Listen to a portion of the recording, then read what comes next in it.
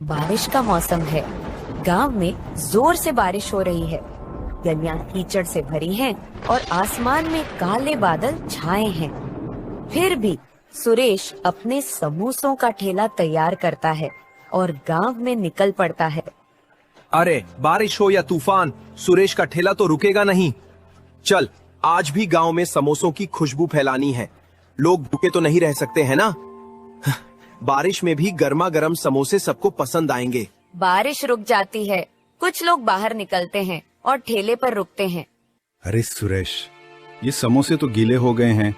बारिश में तूने इन्हें ढककर क्यों नहीं रखा? स्वाद तो बिल्कुल फीका लग रहा है। अरे भाई, बारिश का मौसम है, थोड़ा तो गीला होगा, लेकिन स्वाद तो वही है, गर्मा गर्म। एक और ले लो, शायद पसंद आ जाए। नहीं नहीं सुरेश, ये बेकार है। बारिश में समोसे लेना ही गलती थी। अगली बार सूखे और कुरकुरे समोसे लाना, तब बात बनेगी। लगता है आज का दिन मुश्किल है, लेकिन हिम्मत नहीं हारनी। ठीक है भाई, कल और बेहतर समोसे लाऊंगा, जरूर आजमाना। सुरेश दिन भर मेहनत करता है, लेकिन किसी को उसके समोसे पसंद नहीं आते। बारिश की वजह से समोसे कम बिकते हैं। वह थककर और निराश होकर घर की ओर लौटता है। सुरेश गीला गीला घर लौटता है। उसका कपड़ा बारिश से भीगा हुआ है और चेहरा थकान और निराशा से भरा है। उसकी पत्नी राधा उसे देखकर चिंतित हो जाती है। अरे सुरेश, ये हालत क्या बना रखी है? फिर बारिश में भीगते हुए ठेला लगाने गए थे। चेहरा तो बता रहा है कि आज कुछ ठीक नहीं हुआ। समोसे बिके कि नहीं? हाँ राधा, क्या बताऊं, बारिश ने सारा खेल बिगाड़ दिया। लोग समोसे खरीद तो रहे थे, पर सब कह रहे थे कि गीले हो गए हैं, स्वाद बिगड़ गया। कुछ ही समोसे बिके। मैंने तो दिन भर गलियों में ठेला घुमाया, पर मौसम ने साथ नहीं दिया। ये तो परेशानी की बात है सुरेश। अगर रोज रोज ऐसा रहा तो हमारा क्या होगा? ठेले का खर्चा, घर का खर्चा, सब कैसे चलेगा? कुछ और सोचना पड़ेगा, नहीं तो मुश्किल हो जाएगी। हाँ राधा, चिंता तो मुझे भी है, पर हार नहीं माननी। कल फिर कोशिश करेंगे। शायद मौसम सुधर जाए और लोग फिर से समोसे खाने आए। बस थोड़ा सब्र रखना होगा। सुरेश और राधा चुपचाप रात का खाना खाते हैं। कमरे में सन्नाटा है और दोनों के मन में चिंता की लकीरें हैं। अगले दिन सुबह होती है। बारिश अब हल्की हो चुकी है। सुरेश फिर से अपने समोसों का ठेला तैयार करता है और गांव की गलियों में निकल पड़ता है, लेकिन लोग उसके ठेले पर नहीं रुकते। लगता है कल की बात सबके दिमाग में अटक गई।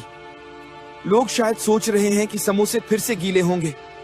कोई ठेले पर आ ही नहीं रहा। अरे, इतनी मेहनत से समोसे बनाए और अब कोई खाने वाला ही नहीं। वह एक चौराहे पर ठेला रोककर इंतजार करता है, लेकिन घंटों बीत जाते हैं और कोई ग्राहक नहीं आता। सुरेश का चेहरा उदास हो जाता है। क्या करूं अब? अगर ऐसे ही रहा तो ठेला चलाना मुश्किल हो जाएगा। तभी एक बूढ़ा व्यक्ति, जिसके कपड़े पुराने और फटे हुए हैं, धीरे धीरे ठेले के पास आता है। बेटा, एक समोसा दे दे, बहुत भूख लगी है, दिन भर से कुछ नहीं खाया। बाबा, आपके पास पैसे हैं? ही बेटा, मेरे पास तो एक पैसा भी नहीं है। बस सोचा शायद तू कुछ दे दे। कोई बात नहीं बाबा, भूखे को खाना देना पुण्य का काम है। ये लो, गर्मा गर्म समोसा खाओ और ताकत लाओ। बेटा, तेरा दिल तो सोने जैसा है। ये समोसा बहुत स्वादिष्ट है। भगवान तुझे हमेशा खुश रखे और तेरे ठेले पर बरकत दे। शुक्रिया बाबा, आपकी दुआ ही काफी है। आसमान फिर से काले बादलों से घिर जाता है और अचानक तेज बारिश शुरू हो जाती है। बारिश की बूंदें ठेले पर रखे समोसों पर गिरने लगती हैं। सुरेश परेशान हो जाता है। अरे, ये क्या हो गया? फिर से बारिश। अब तो सारे समोसे भीग जाएंगे। कल लोग बुरा भला कह रहे थे और आज फिर वही हाल। मेहनत पर पानी फिर जाएगा। तभी बूढ़ा व्यक्ति अपनी पुरानी मोटी बोरी उतारता है, जो उसने बारिश से बचने के लिए ओढ़ रखी थी। बेटा, परेशान मत हो, ये बोरी ले, इसे अपने ठेले पर डाल दे। इससे तेरे समोसे भीगने से बच जाएंगे। लेकिन बाबा, अगर मैं ये बोरी ले लूं तो आप कैसे बचेंगे इस बारिश से? आप तो खुद भीग जाएंगे। मेरी चिंता तू मत कर बेटा, ये बोरी तुझे ज्यादा जरूरी है। ले, रख ले इसे और अपने समोसों को बचा। बाबा, आपका बहुत बहुत शुक्रिया, आपने मेरी बड़ी मुसीबत हल कर दी। बस अपना काम करते रह बेटा, अच्छे दिल वालों का हमेशा भला होता है। बूढ़ा व्यक्ति धीरे धीरे बारिश में चलना शुरू करता है, लेकिन अचानक वह बारिश के पर्दे में गायब हो जाता है। वह बोरी को और मजबूती से ठेले पर बांधता है। बारिश अब थम चुकी है। एक ग्राहक, जो गांव का एक जाना माना व्यापारी है, ठेले के पास आता है। अरे सुरेश, तेरा ठेला तो आज भी यही है। मैंने सुना था कि कल तेरे समोसे गीले हो गए थे, लेकिन आज तो मौसम पूरा ठीक लग रहा है। चल 2 समोसे दे दे, भूख जोरों की लगी है। हाँ भाई, आज समोसे बिल्कुल ताजा है, ये लो गर्मा गर्म। लेकिन सच कहूं, कल की बात से मन थोड़ा डरा हुआ है। लोग शिकायत कर रहे थे। वाह सुरेश, ये क्या बात है? ये समोसे तो लाजवाब हैं। ऐसा स्वाद तो मैंने पहले कभी नहीं चखा। ना ज्यादा तेल, ना गीले, बस एकदम कुरकुरे और मसालेदार। तूने तो आज कमाल कर दिया। सच में भाई, तुझे इतना पसंद आया? शुक्रिया, शायद आज का दिन अच्छा है। चल एक और समोसा ले, ये मुझ पर। अरे इतनी उदारता। ठीक है, एक और दे दे। लेकिन सच बताना सुरेश, तूने आज समोसों में क्या डाला? ये तो जादू जैसा स्वाद है। बस वही पुराना मसाला भाई, शायद आज मेहनत का फल मिल रहा है। ग्राहक समोसे खाकर चला जाता है और रास्ते में मिलने वालों से सुरेश के समोसों की तारीफ करता है। धीरे धीरे और लोग ठेले की ओर आने लगते हैं। एक के बाद एक ग्राहक समोसे खरीदते हैं और हर कोई स्वाद की तारीफ करता है। सुरेश, ये तो बात हो गई। कल तेरे समोसे गीले थे, लेकिन आज तो तूने बाजी मार ली। ये स्वाद तो भूलने वाला नहीं। मेरे पूरे परिवार को ये समोसे खिलाऊंगा। कितने बचे हैं? 4 और दे दे। अरे इतनी तारीफ, धन्यवाद भाई लोग। बस थोड़े ही समोसे बचे हैं, जल्दी ले लो। देखते देखते ठेले पर भीड़ लग जाती है। लोग एक दूसरे को बुलाने लगते हैं और कुछ ही देर में सुरेश के सारे समोसे बिक जाते हैं। वह थक गया है, लेकिन चेहरे पर संतुष्टि की मुस्कान है। आज तो कमाल हो गया। न जाने उस बूढ़े बाबा की बोरी में क्या जादू है, लेकिन कुछ तो खास है। चल घर जाकर राधा को ये खुशखबरी सुनाता हूँ। वह ठेले को धक्का मारकर घर की ओर चल पड़ता है, मन में नई उम्मीद और उत्साह लिए। सुरेश दिन भर की कमाई के साथ खुशी खुशी घर लौटता है। अरे सुरेश, आज तो तुम्हारा चेहरा चमक रहा है, जैसे कोई खजाना मिल गया हो। क्या बात है? लगता है ठेले पर आज कुछ खास हुआ। जल्दी बताओ, समोसे बिके कि नहीं? कितने बिके? राधा, आज तो कमाल हो गया। सारे समोसे बिक गए, एक भी नहीं बचा। लोग ठेले पर ऐसे टूट पड़े जैसे गांव में मेला लग गया हो। हर कोई तारीफ कर रहा था, कह रहे थे कि इतने स्वादिष्ट समोसे पहले कभी नहीं खाए। सच में सुरेश, ये तो बहुत अच्छी खबर है। लेकिन कल तो लोग शिकायत कर रहे थे कि समोसे गीले हैं, स्वाद बिगड़ गया। आज अचानक ये बदलाव कैसे हुआ? कुछ तो खास बात है, बताओ ना। हाँ राधा, मुझे भी समझ में नहीं आ रहा। आज एक बूढ़े बाबा आए थे, बहुत भूखे लग रहे थे। मैंने उन्हें मुफ्त में समोसा दे दिया। फिर उन्होंने मुझे एक बोरी दी ताकि बारिश में समोसे गीले न हो। बस उस बोरी से समोसों को ढका और फिर लोग आने लगे। एक के बाद एक सब तारीफ करते गए। अरे सुरेश, तुमने बूढ़े बाबा को मुफ्त में समोसा दिया, ये तो तुम्हारी अच्छाई का फल है। देखा, अच्छा काम करने से हमेशा अच्छा ही होता है। वो बोरी तो बस एक बहाना था, तुम उसका ज्यादा जिक्र मत करो। अपनी मेहनत और दिलेरी पर ध्यान दो, वही तुम्हें आगे ले जाएगी। हाँ राधा, शायद तुम सही कह रही हो।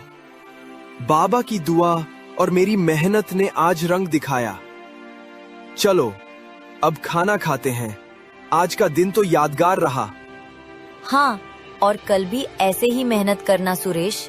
मुझे यकीन है तुम्हारा ठेला अब रोज ऐसे ही चमकेगा। सुरेश और राधा खुशी से खाना खाते हैं। घर में उदासी की जगह अब हंसी और उम्मीद का माहौल है। दिन बाद बारिश का मौसम फिर से लौट आता है। सुरेश अपने ठेले को तैयार करता है। वह बाजार से एक चमकीली छतरी खरीद लाता है और उसे ठेले पर मजबूती से लगाता है। वह ठेले को धक्का मारकर गांव की गलियों में निकल पड़ता है। उसका जोश देखकर कुछ लोग ठेले की ओर आकर्षित होते हैं, लेकिन समोसे खाने के बाद उनकी प्रतिक्रिया पहले जैसी नहीं होती। अरे सुरेश, ये क्या बात है? ये समोसे तो पहले जैसे स्वादिष्ट नहीं है। पहले तो तेरे समोसे खाते ही मन खुश हो जाता था, ऐसा जादुई स्वाद था। आज कुछ कमी सी लग रही है। तूने मसाला तो वही डाला ना? अरे भाई, मैंने तो वही पुराना मसाला डाला है जो हमेशा डालता हूँ। तेल भी ताजा, आटा भी वही। ये नई छतरी लगाई है ताकि समोसे गीले ना हो। फिर भी समझ नहीं आ रहा, तुम्हें स्वाद में क्या कमी लगी? पता नहीं सुरेश, लेकिन वो पुराना जादू आज नहीं है।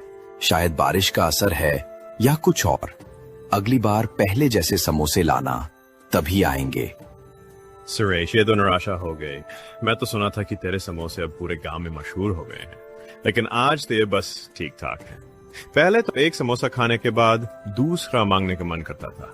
आज क्या हो गया? अरे भाई, मुझे भी समझ नहीं आ रहा। मैंने तो सारी मेहनत की, वही मसाले, वही तरीका। शायद बारिश की वजह से कुछ गड़बड़ हो गई। ये नई छतरी तो अच्छी है, फिर भी लोग शिकायत क्यों कर रहे हैं? तुम बताओ क्या कमी है? बस वो बात नहीं है सुरेश। अगली बार पहले जैसे समोसे लाना, फिर देखते हैं। दिन बीतता है और ठेले पर भीड़ नहीं लगती। सुरेश के ज्यादातर समोसे बिकते नहीं और वह परेशान हो जाता है। वह चौराहे पर ठेला रोककर सोच में डूब जाता है। ये क्या हो गया?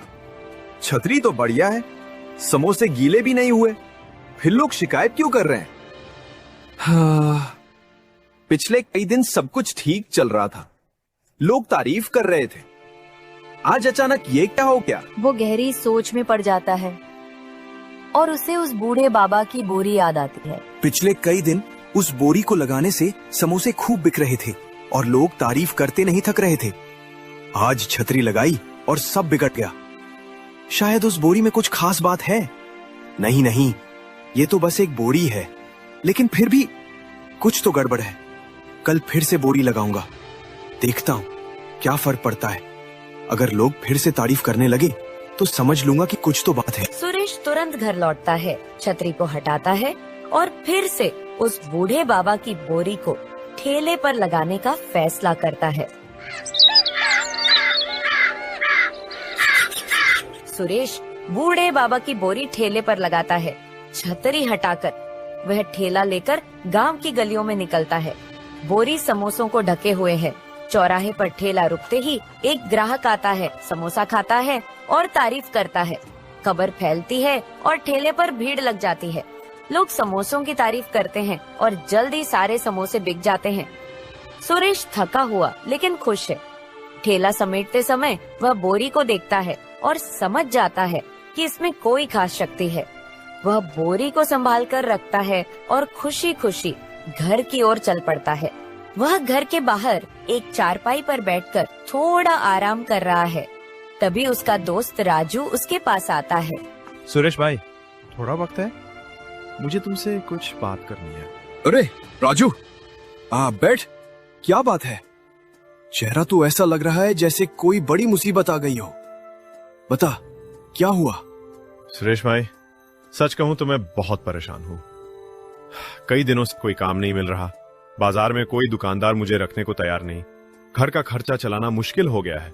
सोचा तुमसे बात करूं, शायद तुम अपने ठेले पर मुझे रख लो। थोड़ा बहुत हाथ बटा दूंगा, कुछ काम कर लूंगा। राजू, मैं तुम्हारी परेशानी समझता हूँ, लेकिन सच कहूँ मेरे ठेले पर अभी इतना काम नहीं है कि किसी को रख सकूं। मैं और राधा मिलकर सब संभाल लेते हैं।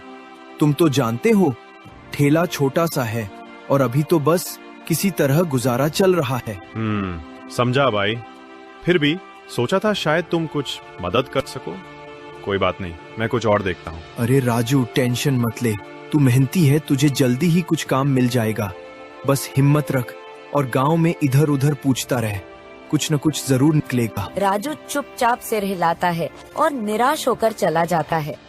सुरेश उसे जाते हुए देखता है और उसके मन में राजू की परेशानी के लिए थोड़ा दुख होता है, लेकिन वह अपने ठेले के काम में व्यस्त है। राजू अपने घर लौटता है और अपनी पत्नी से बात करता है।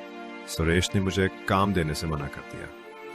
कहता है ठेले पे इतना काम नहीं है, लेकिन मैंने देखा है कभी उसके समोसे बेकार हो जाते हैं और कभी एकदम से इतने स्वादिष्ट कि सारा गांव तारीफ करता है।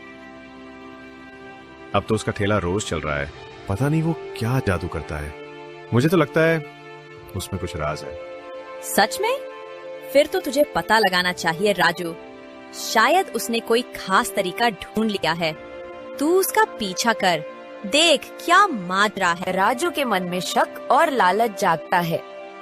वह सुरेश के ठेले के रहस्य को जानने का फैसला करता है और उस रात वह सुरेश के घर के बाहर चुपके से खड़ा हो जाता है, यह सुनने के लिए कि सुरेश और राधा क्या बात करते हैं। वह उन दोनों की सारी बातें सुन लेता है और अगले दिन सुबह जब सुरेश अपना ठेला तैयार कर रहा था, राजू जबी बोरी को चोरी कर लेता है। राजू अपने घर पहुंच चुका है, बोरी को जमीन पर रखता है। उसकी पत्नी भी वहाँ है। अब देख क्या कमाल दिखाता हूँ। ये वही बोरी है जो सुरेश को अमीर बना रही है। बोरी बोरी आटा निकाल। कोई जवाब नहीं आता, बोरी शांत पड़ी है। बोरी बोरी सोना निकाल।